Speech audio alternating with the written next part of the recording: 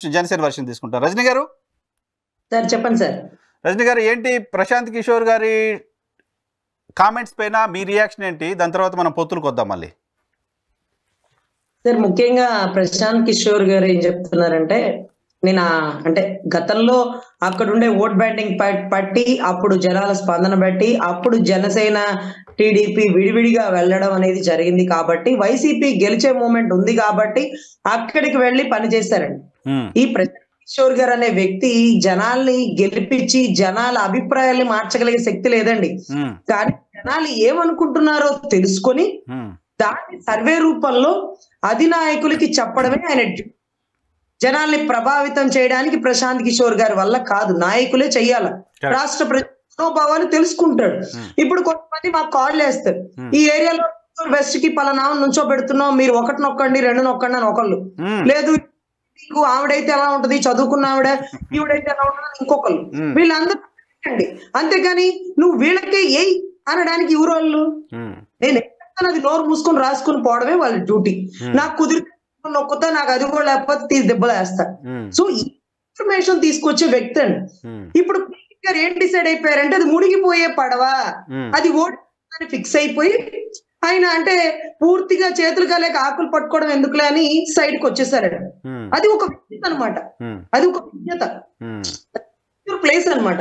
So పీకే గారి వల్ల గెలుస్తున్నారు, ఇప్పుడు మీరు అన్నట్టుగా వైసీపీ నుంచి వచ్చే నాయకుల వల్ల గెలుస్తున్నారంటే అదంతా అబద్ధం అండి, అబద్ధం.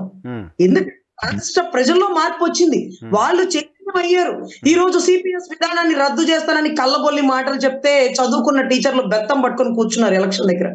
అదే సరెండర్ లీవ్స్ ఇవ్వకుండా పోలీసుల్ని టీఏడిఏలు ఇవ్వకుండా గొడ్డు చాకరీ చేపిస్తుంటే రాష్ట్రం మొత్తం పోలీసులు ఒకటయ్యారు. అంగన్వాడీ జరిగిన దారుణానికి వాళ్ళందరూ కలిసి కట్టుకొని యజ్ఞాలు ఉద్యమాలు చేసి వాళ్ళందరూ ఒకటయ్యారు. అదే రకంగా అమరావతి రైతు, అదే రకంగా దళితుల మీద జరుగుతున్న దాడులు, అదే రకంగా ఇసుక ఇస్తేనే ఎన్ని కోట్లు స్కామ్ జరిగిందంటే నవరత్నాలు ఇవ్వమని చెప్పింది ఆ పీకే గారు కదా అంటున్నారు వైసీపీ గారు. మరి అడిగారు ఆయనకి జీతం ఎంత ఇస్తున్నారు ఆధారాలతో సహా నిరూపిస్తానని, మీరెంత ఇచ్చారమ్మా? కొనుక్కున్నారు పీకే గారిని. కొంచెం మర్యాదగా మాట్లాడటం నేర్చుకోండి. నీకన్నా నీ కొడుకుని కాదు, నీ పిల్లోని కాదు. నేను మర్యాదగా మాట్లాడటం నేర్చుకోండి. టీవీ డిబేట్ లో కొంచెం మర్యాద నేర్చుకోండి. అమ్మ గిమ్మ పెద్ద చిన్న లేకుండా మర్యాద నేర్చుకోండి. ఓకే సార్, క్షమాపణలు సార్. మీ పెద్దవారు మీరు అప్పుడు ఎంత జీతం ఇచ్చినారండి? అంటే ఎంత జీతం ఇచ్చి నవరత్నాలు ఆయనతో కమిటీ వేయించినారండి? ఒక్క ఇసుకిస్తేనే ఇంత స్కామ్ జరిగిందని మీరు తీర్చిదిద్దినారే, నవరత్నాల్లో ఎన్ని స్కామ్ జరిగిందో మీరు దిగిపోయాక మమ్మల్ని చేయమంటారా యాజ్ అన్ అడ్వకేట్ గా? సో ఇవన్నీ కూడా స్కామ్లేనండి. ఈ రోజు పీకే సర్వే గారు ఇది ఏంటంటే, ఇదిగోండి జనాలు ఎలా అనుకుంటున్నారు, ఇది మునిగిపోయే పడవండి, ఆల్రెడీ జనాలు అంతా వ్యతిరేకత వచ్చేసిందండి, అందరూ బెగపెట్టుకుని కూర్చుంటున్నారు, ఇచ్చే డబ్బులు ఎందుకు వదిలేయాలని తీసుకుంటున్నారు, వాళ్ళు ఒక 500-1000 రూపాయలు ఇచ్చి జై కొట్టమంటే వెళ్ళి కొడుతున్నారు. కానీ ఓటేసేటప్పుడు అభివృద్ధి అనేది ముఖ్యమండి. ఇందాక మీరు అడిగారు సంక్షేమం ముఖ్యమా అభివృద్ధి ముఖ్యమా అంటే, మీరు సంక్షేమ పథకాలు ఇస్తున్నారు కదా అని. కూర్చొని తింటే కొండలు కూడా కరిగిపోతాయండి. మా డబ్బులు మాకి మార్చి మార్చి మార్చి తారుమారు తక్కరమారు ఆడితే అది అభివృద్ధి అండి? అమరావతిలో ఒక కిటుకు మీద బొచ్చడు భారతీయ సిమెంట్ వేయడం చేతగాని గౌరవ ముఖ్యమంత్రి వర్యులు నేను వైజాగ్ వెళ్ళి కడతానన్నారండి. సరే మంచిదేనండి, గౌరవ ముఖ్యమంత్రి వర్యులు వైజాగ్ లో కట్టు ఉండాల్సింది, అక్కడ కట్టరు ఇక్కడ కట్టరు.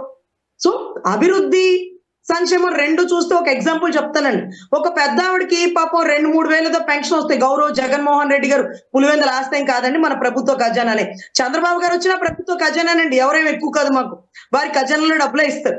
కానీ వాళ్ళ కొడుకు సార్, వాళ్ళ కొడుక్కి ఏదైతే చంద్రబాబు గారు పెట్టిన స్కిల్ డెవలప్మెంట్ దాని వల్ల 1,00,000 జీతం వచ్చి బెంగళూరులో ఉద్యోగం వచ్చింది. ఆ అబ్బాయి అన్నాడు, అమ్మ నాకు అన్నం వండి పెట్టడానికి ఇబ్బంది అయిపోతుంది, నువ్వు రామ్మా అంటే, అరే ఇక్కడ సంక్షేమ పథకం 3,000 పోతున్నాయి, 3,000 పోతున్నాయి, నేను రాను, నీ 1,50,000-2 లక్షల జీతం నాకెందుకు, నేను రాను, 3,000 పథకం అని అంటదా అండి?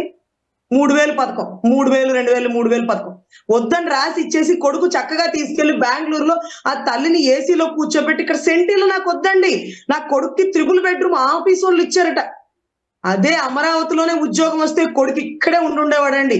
మా కర్మ బాగోక అభివృద్ధి లేక బెంగళూరు దాకా పోయారు, కర్ణాటక దాకా పోయారు, వాతావరణం బాగలేదండి.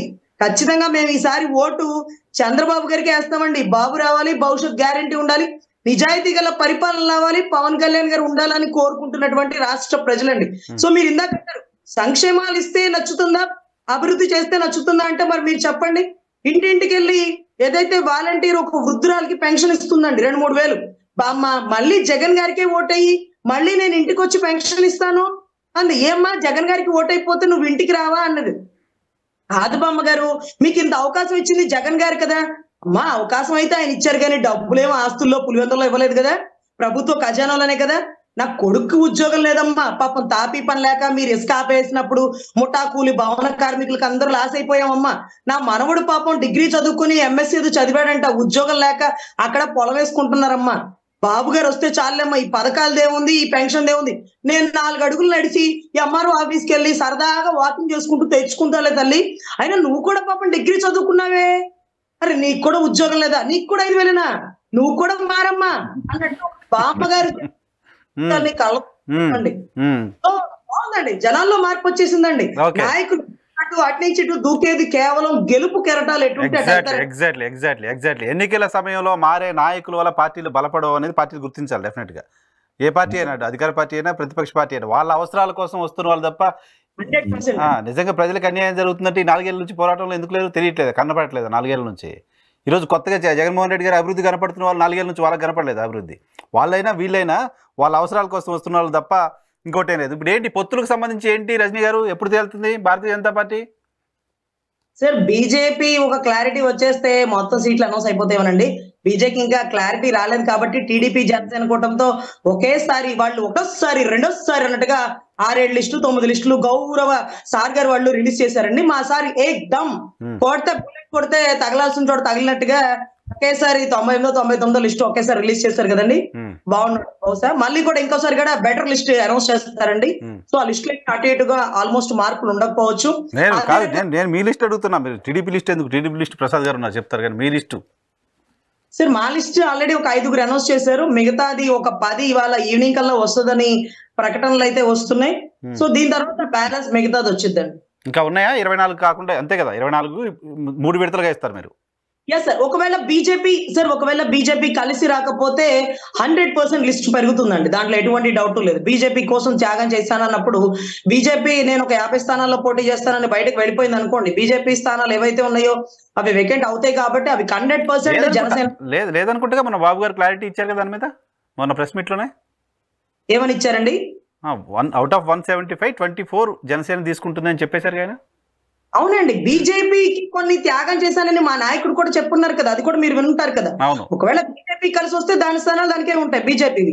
బీజేపీ రాలేదనుకోండి అప్పుడు ఆ బీజేపీ స్థానాలు కూడా 100% టీడీపీ వైపే ఉంటాయి, అంటే జనసేన వైపే ఉంటాయండి. పెరిగే అవకాశం ఏమన్నా ఉండొచ్చు. ఓకే, ఆలస్యం కావడం అనేది భారతీయ జనతా పార్టీ కోసం వెయిట్ చేయడం అనేది నష్టం ఏమన్నా చేస్తుందా మీకు?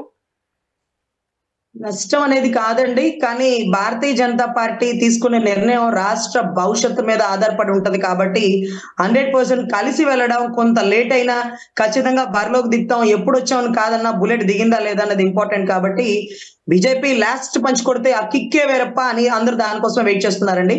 సో బీజేపీ త్వరితగతిన వస్తే ఈ ముగ్గురు కూటమితో గెలుపు కెరటాన్ని ఎగరవేయాలి, రాష్ట్ర భవిష్యత్తు భవిత అభివృద్ధి అంతా ఒకే దారిలో తీసుకెళ్లాలని కోరుకండి.